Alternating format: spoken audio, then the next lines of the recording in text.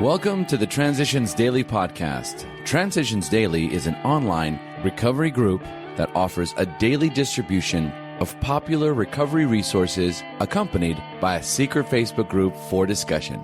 We hope you enjoy today's readings. This is Transitions Daily for February 14th, read by Sarah M.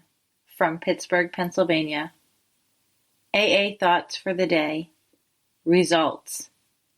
We found that as soon as we were able to lay aside prejudice and express even a willingness to believe in a power greater than ourselves, we commenced to get results, even though it was impossible for any of us to fully define or comprehend that power, which is God. Alcoholics Anonymous, page 46. Thought to consider. God seldom becomes a reality until God becomes a necessity. AA acronyms. GIFT. God is forever there. Just for today. Overseas from The Three Legacies of Alcoholics Anonymous. Maybe AA was just a Yankee gadget that would be no good for Ireland, England, Holland, Scandinavia, Australia, and the Pacific. Since their countries were so different, maybe their alcoholics were different too. Will AA work in our cultures? They asked. We became heavily involved in correspondence, much helped by our American members in New York who could translate for us. We searched out and briefed AA travelers going abroad. Gradually, headway was made. It was a long time, however, before we knew for sure that AA could cross the barriers of distance, race, creed, and language.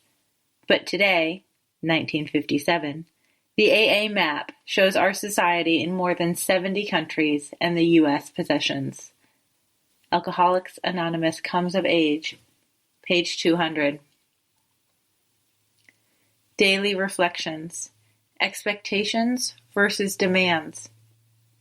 Burn the idea into the consciousness of every man that he can get well regardless of anyone. The only condition is that he trust in God and clean house. Alcoholics Anonymous, page 98. Dealing with expectations is a frequent topic at meetings. It isn't wrong to expect progress of myself, good things from life, or decent treatment from others. Where I get into trouble is when my expectations become demands. I will fall short of what I wish to be, and situations will go in ways I do not like, because people will let me down sometimes. The only question is, what am I going to do about it? Wallow in self-pity or anger? Retaliate and make a bad situation worse? Or will I trust in God's power to bring blessings on the messes in which I find myself? Will I ask Him what I should be learning? Do I keep on doing the right things I know how to do no matter what? Do I take time to share my faith and blessings with others? As Bill sees it. Our companions. Today, the vast majority of us welcome any new light that can be thrown on the alcoholic's mysterious and baffling malady. We welcome new and valuable knowledge, whether it issues from a test tube, from a psychiatrist's couch, or from revealing social studies. We are glad of any kind of education that accurately informs the public and changes its age-old attitude toward the drunk. More and more we regard all who labor in the total field of alcoholism as our companions on a march from darkness into light. We see that we can accomplish together what we could never accomplish in separation and in rivalry. From the Grapevine, March 1958. Big Book Quote. We are careful never to show intolerance or hatred of drinking as an institution. Experience shows that such an attitude is not helpful to anyone. Every new alcoholic looks for this spirit among us and is immensely relieved when he finds we are not witch burners.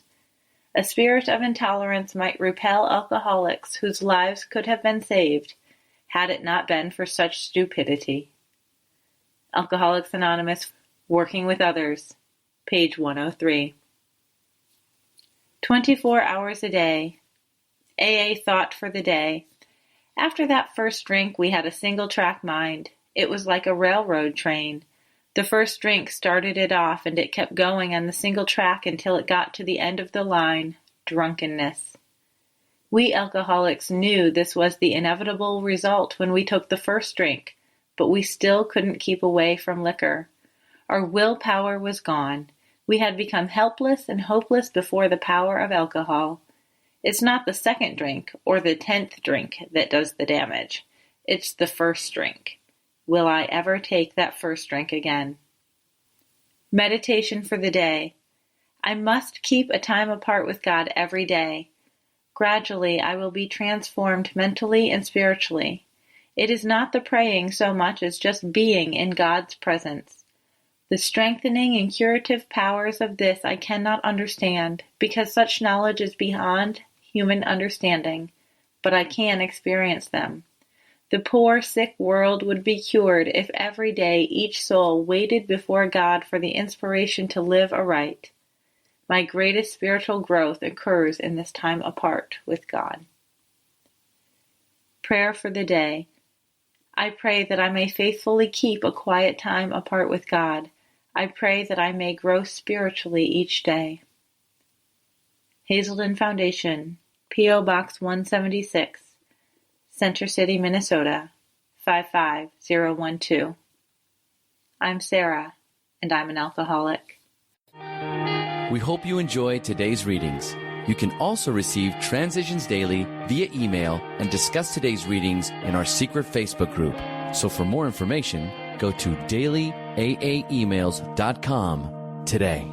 Other than the 24 hours a day reading, unless otherwise specified, all quotes copyright Alcoholics Anonymous World Services, Inc., 1952 through 2001.